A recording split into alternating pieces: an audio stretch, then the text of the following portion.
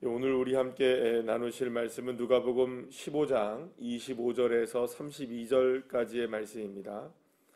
누가복음 15장 25절에서 32절까지의 말씀,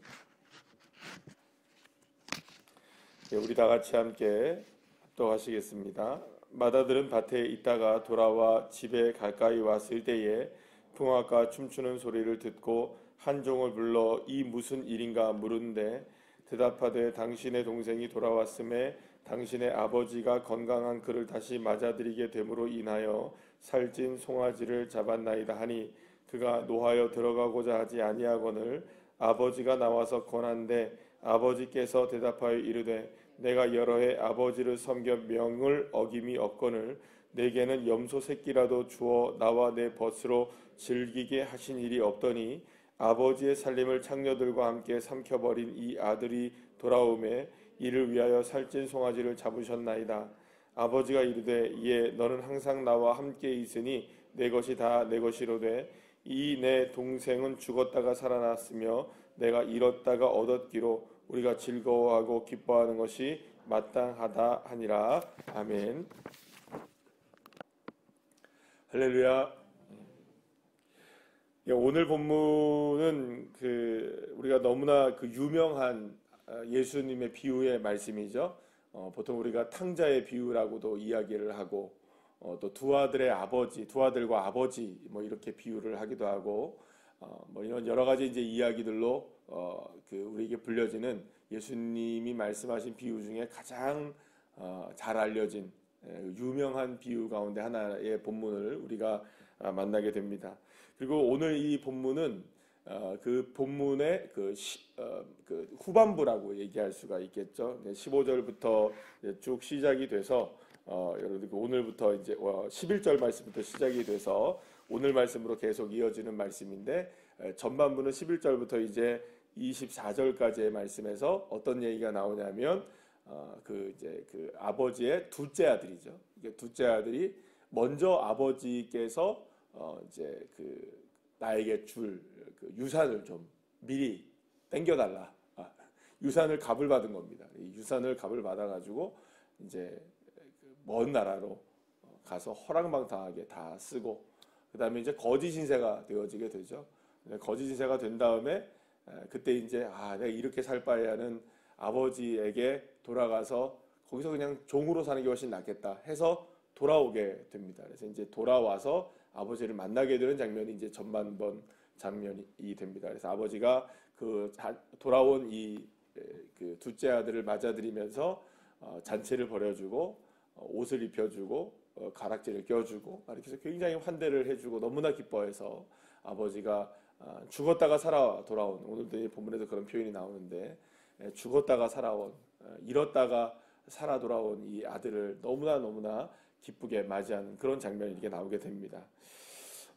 이제 오늘 이제 본문에서는 바로 이제 그 두 번째 얘기인 이제 첫 번째 아들은 늘 언제나 아버지와 함께 있었습니다. 늘 아버지의 말을 잘 듣고 또 아버지와 함께 있고 또 아버지 둘째 아들이 떠나간 그 자리를 누가 늘 지켰을까요?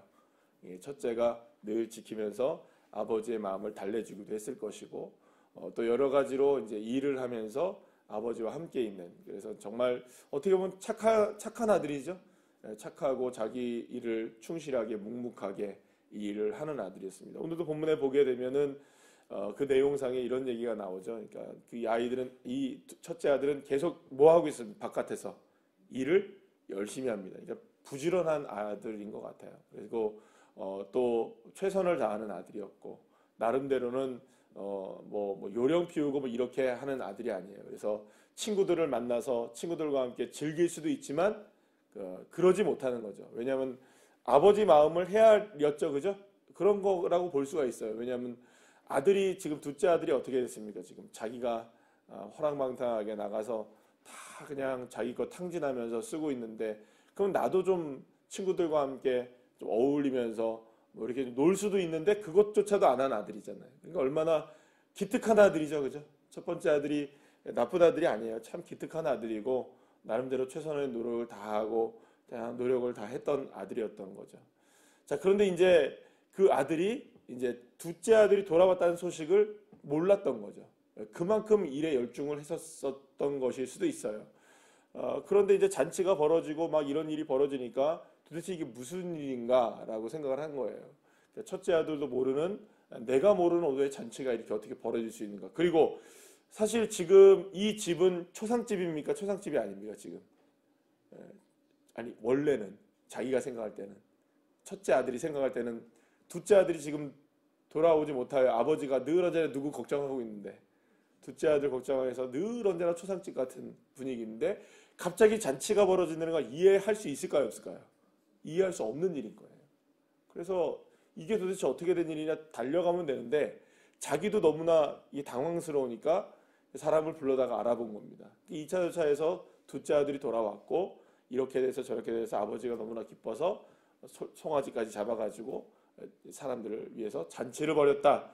이 이야기를 하니까 갑자기 이 첫째 아들이 횟가닥 돌아버린 거예요. 아니 도대체 이게 무슨 일이냐고. 나도 모르게 이런 일이 어떻게 일어날 수 있냐. 그러면서 막 이렇게 그러면 빨리 이제 들어가야 되잖아요, 그죠? 들어가서 이 잔치에 대해서 또 알아보고 또 돌아온 둘째 아들 환영해주고 정말로 그 아버지가 누굴 그렇게 기다렸어요? 애타게 기다렸나요? 둘째 아들을 그토록 기다렸다는 거를 아마 첫째도 알 텐데 이렇게 돌아왔으면 정말 이렇게 가서 이렇게 해줘야 되는 게 맞죠. 자기가 그 자리에 가서 같이 함께 즐겨야 되는 게 맞죠. 첫 번째 제가 말씀드렸던 앞부분을 한번 먼저 생각을 해보면 이 아들은 그래도 최선을 다했습니까? 안 다했습니까? 열심히 다했어요. 그리고 또 아버지의 마음도 헤아린다고 헤아렸고 그리고 또 그렇기 때문에 자기가 참고 묵묵하게 그 자리를 지키면서 나름대로는 두 몫을 다 했다고 누구는 생각했던 겁니까? 큰아들은 생각하고 있었던 거예요. 그러나 결정적인 순간에 보게 되면 이게 지금 아버지의 마음을 정말로 헤아리지는 못하고 있었다는 것도 드러나요. 정말로 아버지의 마음을 헤아리지는 못했던 것을 드러나요. 왜냐하면 정말로 아버지가 그러니까 아버지가 슬퍼했기 때문에 아버지를 위해서 열심히 일을 한 건 맞죠? 그럼 아버지가 기뻐하면 다 같이 함께 또 어떻게 해야 되나요? 아버지가 기뻐하는 대로 같이 기뻐해야 하는 게 맞죠. 근데 같이 기뻐하지는 못하고 있었던 거예요. 왜냐하면 그 순간에 누가 드러나는 겁니까? 아버지의 마음을 헤아려서 그토록 했다고 했지만 정말로 아버지가 기뻐하는 그 순간에는 무엇이 딱 드러나게 되냐면 자기가 딱 드러나는 거예요.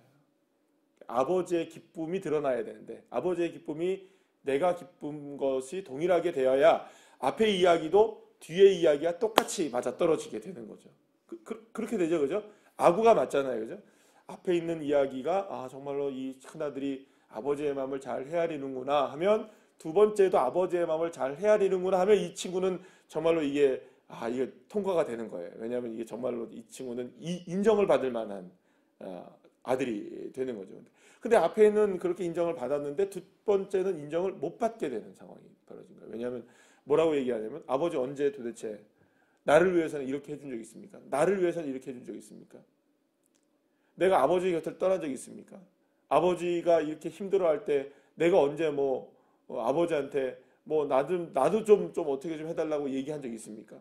근데 이제 와서 나한테 이렇게 하시면 어떡합니까? 말하면서 지금 계속 아버지한테 막 뭐라고 하잖아요. 그러니까 지금 드러나는 건 뭐가 드러나는 겁니까? 나 서운해요 지금. 나 지금 힘들어요. 나 지금 아버지 때문에 지금 열받았어요. 내 지금 굉장히 기분이 상해요. 아니 저놈 자식 저거 둘째 저거 어차피 저거 나쁜 놈인데 저놈을 위해서는 저렇게 해주고 나를 위해서 뭐 해준 거 있어요? 나를 위해서는 뭐 해줬어요? 나는 도대체 뭐예요? 나는 뭐예요? 지금 계속해서 무엇이 나오고 있습니까? 지금까지 막 억눌려 있었지만 지금까지는 누구를 위해서 사는 것처럼 보였습니까? 아버지를 위해서 사는 것처럼 보였어요. 그러나 결정적인 순간이 되니까 누가 딱 드러나는 겁니까? 내가 딱 드러나죠. 그러니까 이 첫째 아들의 문제는 지금 분명히 아버지를 위해 살아가는 인생처럼 보였는데 결정적인 순간에 누가 딱 드러나는 겁니까? 지금 내가 딱 드러나고 있는 거예요. 지금 이 아들의 속내가 드러나게 되는 거죠. 근데 아버지가 와서 이야기를 합니다. 얘야 그렇죠. 오늘도 본문에 보면 얘야 31절 얘 너는 항상 나와 함께 있지 않았냐. 그리고 네 것이 내 것이 네 것이고 다 내 것이 너희 것인데 이렇게 지금 아들이 돌아왔으니 내가 기뻐하고 즐거워하는 것이 마땅하지 않냐. 그러면 너도 뭘 해야 한다. 이 기쁨의 하나가 되어야 한다. 여기서 중요한 건 이거죠. 지금 아버지가 이 얘기를 하고 있는 거예요. 너는 나와 항상 함께 있었지 않냐. 함께 있었지. 근데 이 아들은 지금 항상 함께 있지 않았었지 않느냐. 그러니까 지금 가장 큰 즐거움과 가장 큰 행복은 무엇이라고 지금 이 아버지가 이야기하고 있는 것일까요? 함께 하고 있는 것이 가장 큰 행복이다. 너가 지금 열심히 일을 했고 또 나를 위해서 열심히 참아주었고 나를 위해서 열심히 노력해 주었고 두목새 일을 해 주었고 그리고 어려운 순간이었지만 너를 위해 살지 않고 나를 위해 살았던 건 너무나 좋은 일이다. 그러니까 이게 모든 일들이 지금 무엇으로 인하여서 이루어진 거냐? 나와 함께 있기 때문에 된 것이 아니냐. 함께 있는 것이 얼마나 좋은 일이냐. 그러니까 함께 있는 것으로 인하여서 행복할 수 있어야 되는데 너 나하고 함께 있어도 행복하지 않았던 거죠. 함께 있어도 이 큰아들은 행복했습니까? 안 행복했습니까? 안 행복했던 거예요. 왜냐하면 계속해서 누구를 생각하고 있었던 겁니까? 자기만 생각하고 있었던 거죠. 그러니까 아버지를 생각하는 것처럼 생각했지만 함께하는 것은 별로 그렇게 기뻤던 건 아닌 거예요.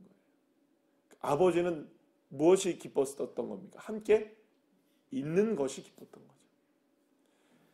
예수님이 이 비유를 통해서 이야기하고 싶은 것은 다양한 측면에서 우리가 접근해서 이야기를 할 수 있을 것입니다. 돌아온 아들이 기쁜 것이고 돌아와서 잃어버린 것에 대한 기쁨, 그리고 또 계속해서 이제 그 앞에 있는 본문의 말씀을 통해서 쭉 맥락 속에서 우리가 생각한다면 결국에는 잃어버렸다가 찾는 것에 대한 기쁨이 분명히 있는 것입니다. 근데 정말로 주님이 우리가 잃어버리고 있는 것이 무엇인가를 묻고 계시는 것 같아요. 뭘까요? 주님이 우리에게 말씀하시는 거, 함께하는 것이죠. 주님이 지금 나와 함께하고 계시다는 거, 그걸 잃어버리고 살아가고 있다는 겁니다.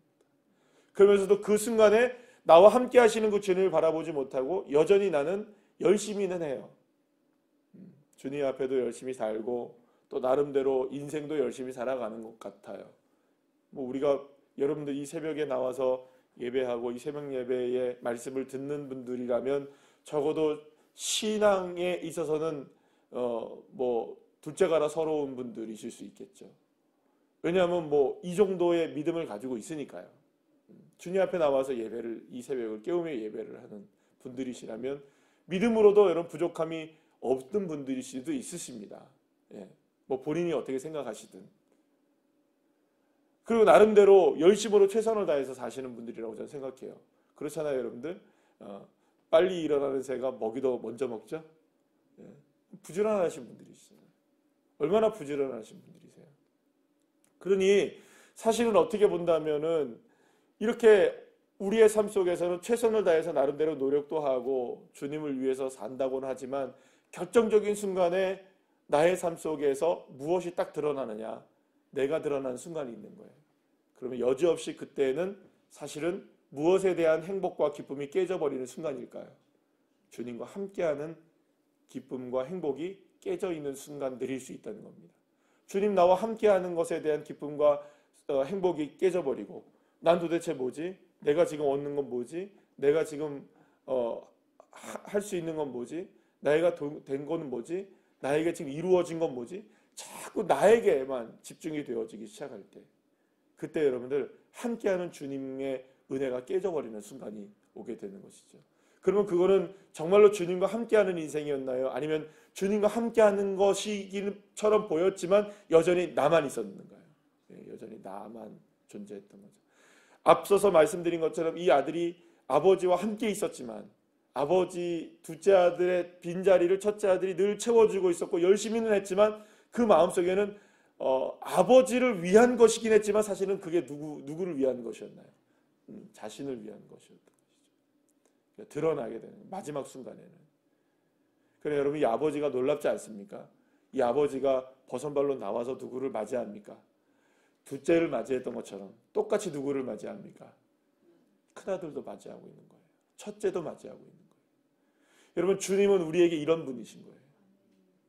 우리가 주님과 함께하기를 마치 거부하고 있는 그런 삶을 우리가 살아가고 보이지 않잖아요. 사실은 그게 여러분 딱 드러납니까? 드러나지 않습니까? 여러분 주님과 함께 하시길 원하십니까? 주님과 함께 하지 않기를 원하십니까? 그리스도인들에게 100명이면 100명이라고 물어본다면 주님과 나와 함께 하셔야죠 이렇게 얘기합니다. 여러분 다. 그러나 실제적으로 주님과 함께 하지는 않을 수 있겠죠. 그런데 바로 그때 주님이 우리에게 말씀하시는 거예요. 나오셔서 말씀하시는 거예요. 나 너와 함께하고 있다. 우리가 주님을 이렇게 거부하는 것처럼 보여지고 주님을 떠나 있고 주님께 등지고 있고 주님을 멀리하는 것 같아 보이는 그런 순간에도 주님은 우리에게 다가오셔서요. 내가 너와 함께하고 있다. 그리고 보면 주님은 어디에 와 계십니까? 내 안에 와 계십니다. 내가 있어 외면하고 사는 것뿐이지. 주님 내 안에 들어와서 여전히 손님처럼 계실 뿐이지 주님은 어디에 계시는 겁니까? 손님으로 계셔도 내 안에 계신 거예요. 그분이 이제 무엇이 되기를 원하느냐? 함께 하시는 주님이 되기를 원하시는 것이죠. 내가 사는 것은 내가 사는 것이 아니고 이제 내 안에 사신 주님께서 사시는 것입니다. 이 믿음이 저와 여러분의 믿음이 되어지는 거죠. 사실 이 두 아들에 관한 이 아버지와 두 아들에 관한 이 비유의 말씀은 말씀드린 대로 여러 가지 측면으로 이야기가 될 수 있지만 오늘 우리가 함께 나누는 이 말씀을 통해서는 우리 주님이 함께 하시고 계시다는 이 행복. 주님이 함께 하시는 것 그 하나만으로도 내가 기뻐할 수 있는, 즐거워할 수 있는 그것이 우리의 내 삶의 상황으로 보자면 어떻습니까? 지금 여러 가지로 보자면 참 암담하고 어렵고 힘들고 그렇지 않습니까? 꽃이 피는 진짜 봄이 되었지만 우리의 인생 정말로 꽃이 피었느냐? 그거는 다른 문제일 수 있잖아요. 여전히 힘든 문제들이 있고 여전히 봄은 왔지만 겨울과 같은 상황들이 우리에게 여전히 펼쳐져 있을 수도 있고 다 우리 인생들이 다 그렇습니다. 그러나 그런 순간이라 할지라도 우리가 한 가지 행복을 찾으라면 무엇으로 우리가 행복을 찾을 수 있을까요? 그럼에도 불구하고 주님 버선발로 나오셔서 나를 맞아주시고 계시고 나와 함께하고 계시다는 것. 사랑하는 여러분, 주님이 함께하고 계십니다. 기도하시겠습니다.